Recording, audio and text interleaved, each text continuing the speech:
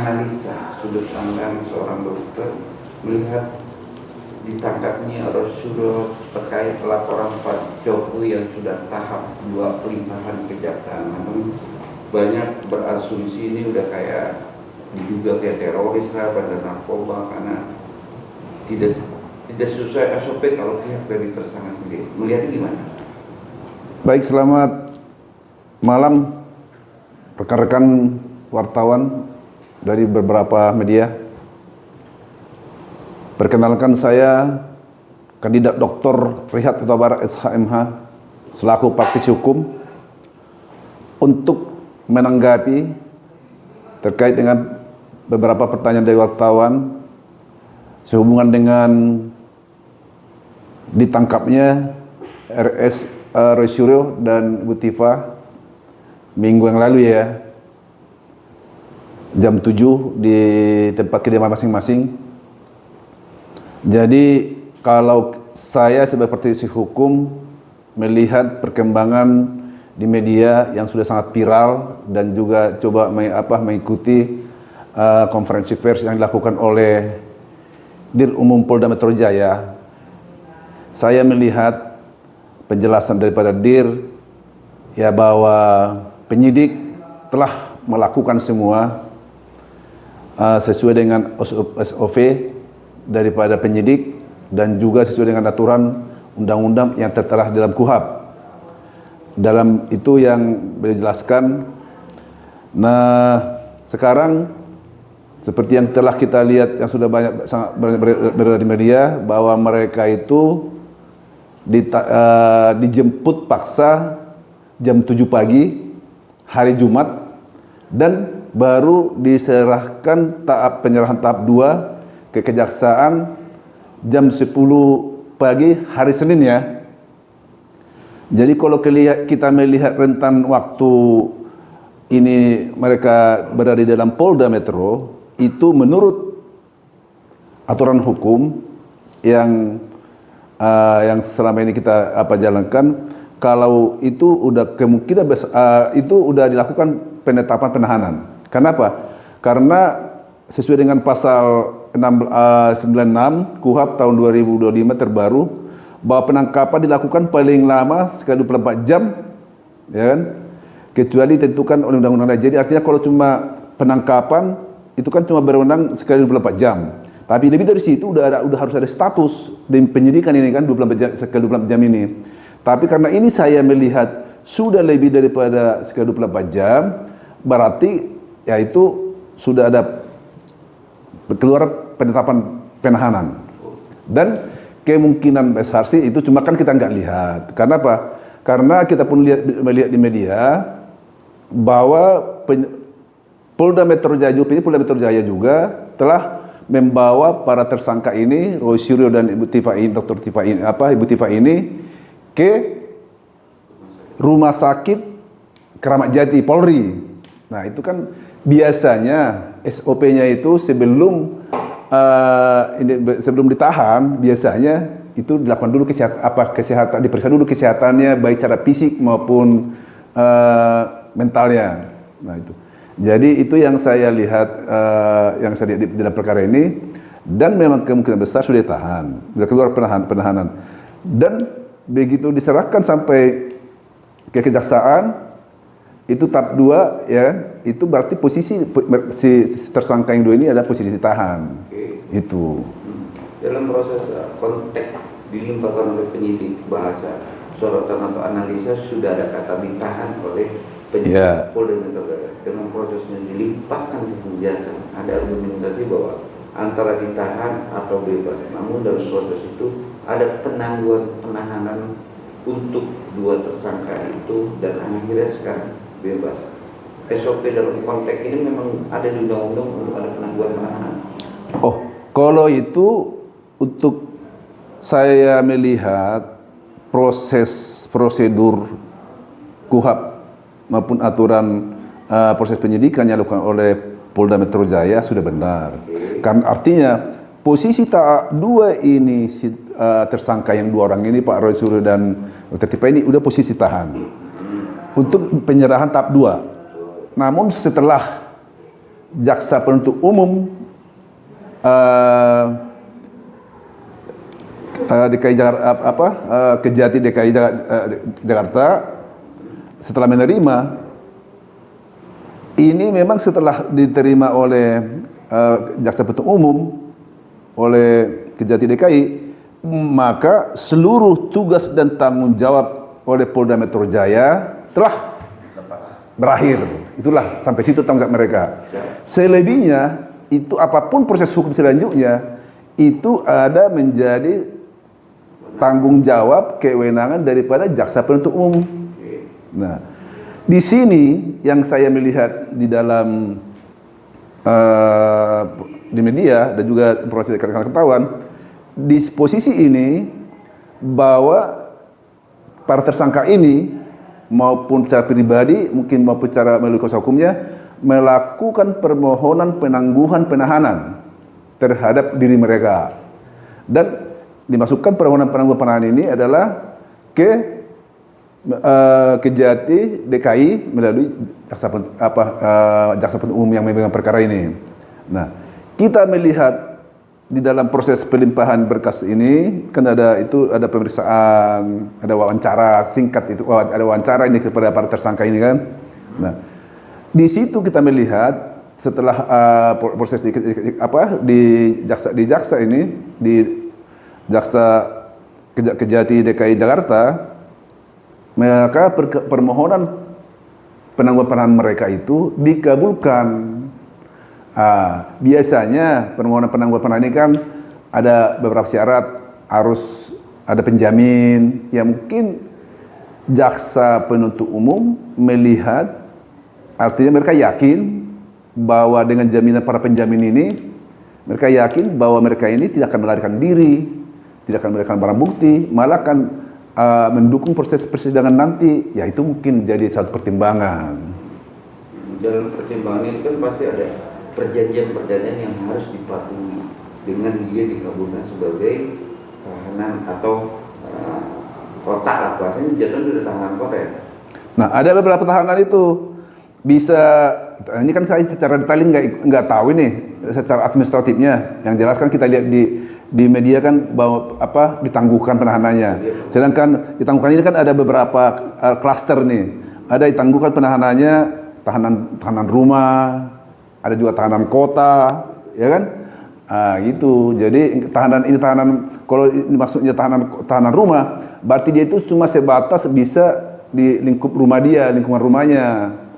Tapi kalau dia misalnya diberikan penangguhan tahanan kota, dia bisa beraktivitas di wilayah lingkungan kota ini, contohnya DKI Jakarta, kan gitu. Namun dengan kata, oke lah kita lanjutkan saja tahanan kota atau tahanan, tapi kan tetap dia wajib lapor. Ya. Kejaksaan ya, seminggu sekali. Dengan proses itu ya kan, ini kan kita bicara fitnah yang beredar saat ini untuk dijadikan tersangka terkait ijazahnya Pak Jati diduga palsu oleh tersangka ini 99%. Dalam proses penangguhan itu pasti ada poin-poin yang tidak harus dilakukan lagi. Ya kan, menarasikan. Tapi saat ini oke lah menarasikan metode kejadian penangkapan yang tidak yang tidak wajar lah. Itu gimana? Ada sangkut pautnya nggak sih? Memang biasanya ya ini menjadi satu pertimbangan daripada ini perkara kan udah di tangan jaksa penuntut umum ya, Kejaksaan Tinggi DKI Jakarta. Itu menjadi suatu ada pertimbangan, dan mungkin itu kan ada, seperti saya bilang tadi kan ada itu mereka diwawancara itu, diperiksa itu. Di situ biasanya itu ditekankan kalau memang mau ada ditangguhkan, tapi dengan syarat satu, tetap ini dalam pengawasan jaksa penuntut umum ya, harus ini yang kita bilang tadi, kalau yang tahanan rumah harus berada di dalam rumah. Kalau misalnya tiba-tiba di luar rumah bisa tahan lagi karena melanggar suatu aturan etika yang ditentukan oleh jaksa umum, termasuk salah satu tentang dia tidak akan melakukan suatu, misalnya selama ditangguhkan di luar itu tidak melakukan suatu narasi yang membuat masyarakat jadi gaduh ya kan, atau melakukan suatu istilahnya fitnah-fitnah lagi terkait dengan sesuai dengan ada laporan para pelapor misalnya dalam hal ini Presiden ke-7 Pak Jokowi gitu kan, kira-kira begitu. Tapi dalam proses itu memang narasi yang sekarang dia datang ke Polres untuk menjelaskan terjadinya tragedi penangkapan dia. Beda segmen dengan dia menarasikan diduga untuk fitnah ijazah Jokowi. Nah, maksud saya secara substansi pandangan hukum Dr. Huta Barat, apakah itu juga akan pertimbangan jaksa untuk suatu saat memanggil dia dan bisa menahan kalau dia melakukan lagi dengan narasi yang tidak sesuai dalam perjanjian? Kalau menurut saya sebagai praktisi hukum itu bisa jadi kalau misalnya narasi-narasi yang mereka bangun itu justru membuat suatu kegaduhan, ketentraman di dalam masyarakat, bisa aja. Tapi secara saat ini memang masih kayak gitu, maksudnya secara tegas Pak Riyad sendiri sebagai penegak hukum juga harusnya bagaimana? Nah, kalau saya sebagai praktisi hukum ya, dari posisi ini saya ini kan posisi netral melihat proses hukum normatifnya aja. Ya sebaiknya ya mereka ikutin, tidak usah terlalu banyak lagi bermanuver buat politik atau fitnah atau segala macam di luar sana. Ikutin aja, fokus saja ikuti persidangan yang akan dijadwalkan nanti. Fokus aja untuk membuat suatu strategi-strategi yang tentu bisa dibuktikan faktanya bahwa untuk membela hak hukum mereka nanti di dalam sebagai terdakwa. Ini kan udah terdakwa posisinya. Setelah ini perkara udah pidanaan tetap 2 diterima jaksa, ini kan posisinya udah terdakwa ini, udah dari posisi tersangka udah beralih ke terdakwa kan gitu. Jadi mereka selama dalam posisi terdakwa ini sebaiknya saran saya fokus aja terhadap berjuangkan hak mereka atau pembelaan diri mereka dalam materi-materi hukum nanti, bagaimana sesuai dengan keyakinan mereka. Kalau mereka bilang tidak ada melakukan suatu pencemaran, supaya itu bisa meyakinkan nanti majelis hakim, supaya mereka bisa, kalau memang tidak terbukti, hakim kan bisa mengatakan ini bebas demi hukum. Tapi kalau terbukti secara sadar meyakinkan, hakim juga bisa memberikan putusan sesuai dengan tentu keyakinan mereka, majelis hakim yang memeriksa perkara ini sesuai dengan aturan hukum yang berlaku gitu. Jadi intinya sebagai terdakwa itu fokus dalam nanti persidangan. Ya fokus saja itu. Tapi dalam fokus ini memang tetap dia berargumentasi dan datang untuk menarasikan yang tidak sesuai, apalagi juga menarasikan asumsi dalam penangkapan dia tidak sesuai. Memang SOP penangkapan itu dalam kriteria ini gimana sih? Kalau saya sebagai praktisi hukum melihat masih ini kan sekarang udah posisi tersangka, udah persiapan untuk sidang. Terus mereka masih fokus membuat narasi tentang persoalkan masalah penangkapan. Tidak ada, menurut saya tidak ada kolerasinya, tidak akan ada dampaknya itu nanti terhadap proses pembelaan diri mereka di persidangan, tidak nyambung. Kalau misalnya mereka mau protes itu, tinggal mereka ada mekanisme hukum yang lain, laporin itu penyidiknya kan kira-kira begitu, nggak ada hubungannya ke sini. Ini berjalan udah besar suatu perkara tersendiri ini. Ini kan seperti tadi rekan-rekan bilang, mereka masih sibuk menarasikan, memberitakan bahwa proses penangkapan mereka tidak sesuai dengan aturan hukum kan kira-kira gitu kan. Ya itu nggak ada terlalu kaitannya dengan kesini pembuktian nanti masalah perkara mereka di persidangan. Kan sekarang kan mereka udah melewati fase di sana nih. Sekarang udah masuk di dalam proses jaksa melakukan suatu persiapan dakwaan untuk nanti bisa di persidangan. Dan nanti hasil dari persidangan itu jaksa melakukan tuntutan kan gitu, sesuai dengan fakta-fakta yang terungkap dalam persidangan. Jadi bagi saya kurang pas ya kalau secara memperjuangkan misalnya haknya ya di dalam persidangan untuk dalam perkara ini, kecuali ada target-target yang lain, kita nggak tahu itu kan, mereka yang tahu kan. Oke, bicara target-target lain, tapi kan juga tetap kita bahas, karena kan juga ini ke masyarakat pengen tahu kejelasan sampai bisa penangguhan penahanan. Dalam konteks penangguhan, adakah bisa terjadi orang-orang penting untuk bisa meloloskan itu, memang ada atau enggak dalam konteks ini? Kalau pertanyaan itu kan sebenarnya kan di luar normatif. Tapi yang normatifnya itu adalah kan karena udah ditahan mereka tadi ini dalam proses penyidikan Polda Metro Jaya, diserahkan ke ini posisi tahan ya, diserahkan di pada posisi penyerahan P21 tahap 2 mereka posisi tahan, diserahkan kejaksaan.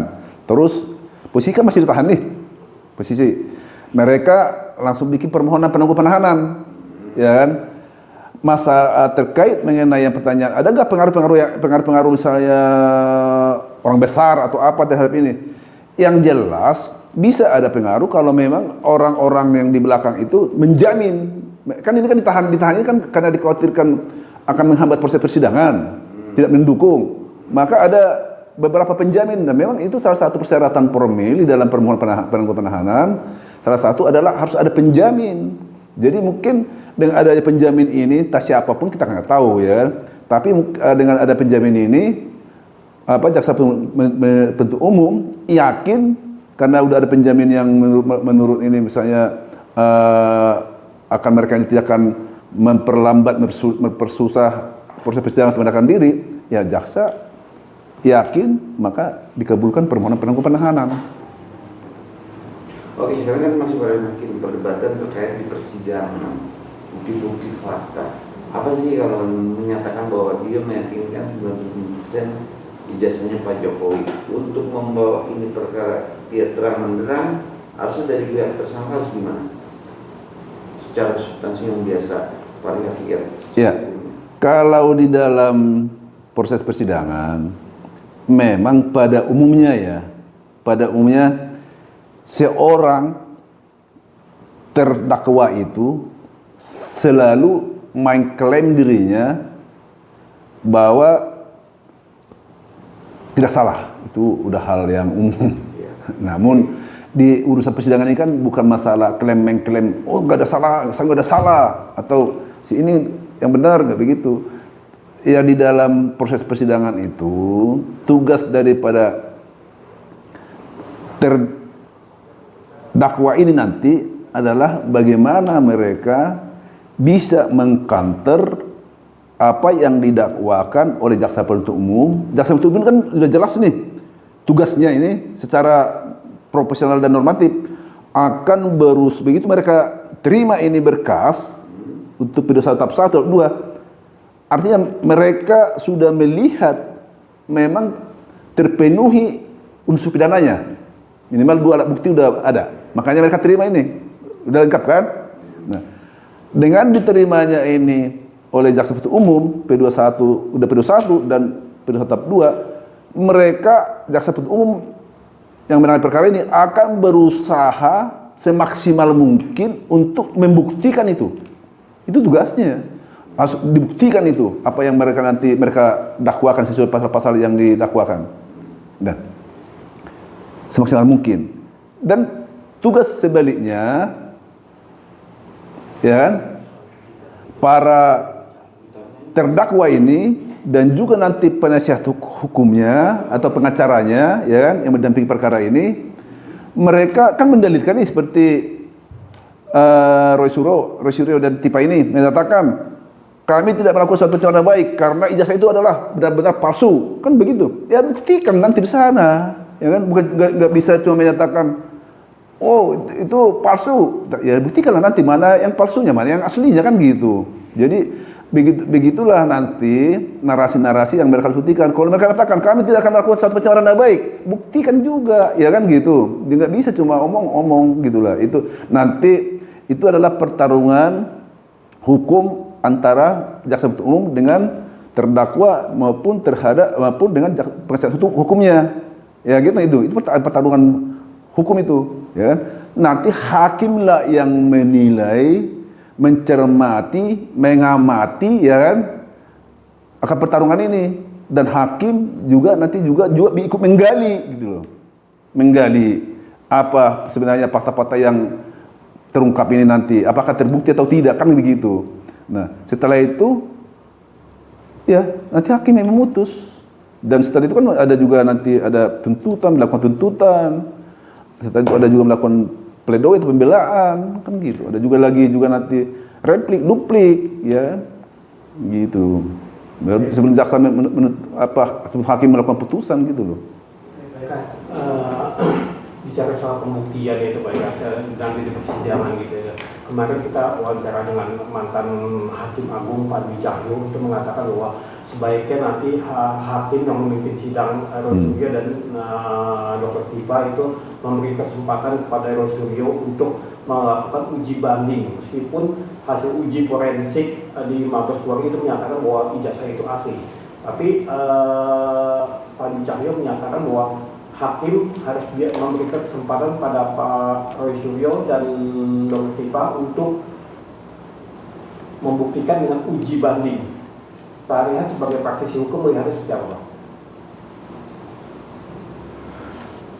Oke, Pak Cahyo ini dari Hakim Mahkamah Agung ya? Mantan Mahkamah Agung, ya kan? Jadi beliau memberikan arahan lah itu ya, atau masukan supaya nanti di dalam proses persidangan hakim yang ditunjuk untuk menangani perkara terdakwa Rosyiro dan Tipa ini, ya kan, supaya diberikan kesempatan untuk uji banding sekalipun udah ada uji forensik kan gitu. Itu kan saran dari luar, ya kan, saran dari luar itu kan posisinya di luar kan. Nah, sekalipun beliau memang takkan, saya yakin apalagi posisi beliau itu udah hakim mantan daripada hakim agung ya kan, tahu persis apa mekanisme yang dilakukan. Tapi itu udah benar. Tapi itu saran, ya kan? Tapi yang punya kapasitas yang punya kendali di dalam hal penanganan perkara ini adalah, kita kan belum tahu kan siapa nanti hakim yang ditetapkan berdasarkan penetapan yang dikeluarkan oleh Ketua Pengadilan Negeri yang menangani perkara ini, siapa hakim ketuanya, siapa anggota-anggotanya, dan kendali itu ada di mereka. Mereka sangat independen. Ya, mereka juga kan sangat proporsional. Mereka bisa, siapa saja bisa memberikan masukan. Apabila dianggap perlu, mereka bisa dianulir, bisa misalnya dilaksanakan. Tapi kalau misalnya nggak perlu, bisa juga diabaikan, karena mereka kan yang langsung menangani nanti secara langsung persidangan secara nyata gitu kan. Jadi begitu keluar penetapan hakim siapa yang perkara ini, itulah yang punya kapasitas full di dalam hal menjalankan proses persidangan ini. Tapi dalam proses ini kan juga dia akan mengajukan pra-peradilan. Salah tidak sih kemarin dalam momen dia jadi tersangka dengan proses lamanya video suatu pihak dari Pak Jokowi kalau tidak terima ajukanlah pra-peradilan. Pas sudah tahap 2 untuk proses di pengadilan, dia akan mengajukan, apakah itu juga asumsinya cuma akan mengulur-ulur proses di persidangan, bagaimana? Terlambat itu. Artinya kalau sudah sempat, biasanya kalau sudah sempat masuk, kalau misalnya tadi mereka melakukan pra-peradilan terhadap proses penyidikan di Polda itu, begitu ditetapkan tersangka bisa langsung harusnya kan. Tapi kalau udah di ujung-ujung udah P21, udah mau P21, P22, itu menurut pengalaman kita sebagai praktisi hukum, biasanya kalau begitu udah masuk itu ke kejaksaan P21, jaksa udah langsung masukkan perkara ini untuk persidangan, itu kan biasanya hakim yang menangani proses yang menangani anggota yang menangani pra-peradilan itu biasanya itu jarang dikabulkan karena sudah sudah terlambat gitu loh. Jadi tidak lagi pas karena udah lewat masanya kan gitu. Tapi dalam konteks ini hanya untuk menunda persidangan apa enggak nih? Dalam konteks ini kok dia ujung-ujung bahasanya mau ngajukan pra-peradilan. Kalau persidangan ini, kalau sudah ini masuk di dalam kejaksaan ya padahal jaksa sudah masukkan dakwaan, sudah mendaftarkan pengadilan, tidak bisa lagi ditunda-tunda itu persidangan kalau dengan mereka mau masukkan. Dan menurut saya juga sebagai praktisi hukum itu pengalaman kita rata-rata itu ditolak itu perbedanya kalau misalnya udah keburu masuk ini berkas di kehakiman. Jadi intinya Pengadilan. bukan langsung dokter melihat perkara ini kan sudah jelas akan ada di persidangan untuk menentukan asli atau Iya. ya kan. Jadi benang merahnya apa? Dalam dua pelapor sama tersangka. Dalam proses nanti hakim menyatakan A, menyatakan B, terima atau salahnya hakim. Ya, jadi yang jelas tadi kan sudah saya sampaikan. Karena kalau saran saya ya sebagai praktisi hukum ya, kalau sudah ini masuk di dalam kejaksaan, udah mereka menyiapkan dakwaan, apalagi ini kan biasa langsung segera ini dimasukkan, didaftarkan ke pengadilan. Kalau sudah posisi begini, kalau kita bicara secara normatif memperjuangkan hak nih para tersangka, para terdakwa ini, itu ya berarti tadi fokus saja itu, siapkan dirimu, siapkan buktimu untuk mengatakan bahwa kamu tidak terbukti melakukan pencemaran terhadap laporan oleh pelapor gitu aja. Karena nggak percuma mau bikin keluar-keluar sana juga ya kan, kecuali saya bilang tadi, kecuali ada target-target yang lain kita nggak tahu ya kan. Tapi kalau fokus dalam untuk membela hak hukum mereka di dalam persidangan, fokus aja situ. Oke, thank you Pak. Terima kasih sama-sama.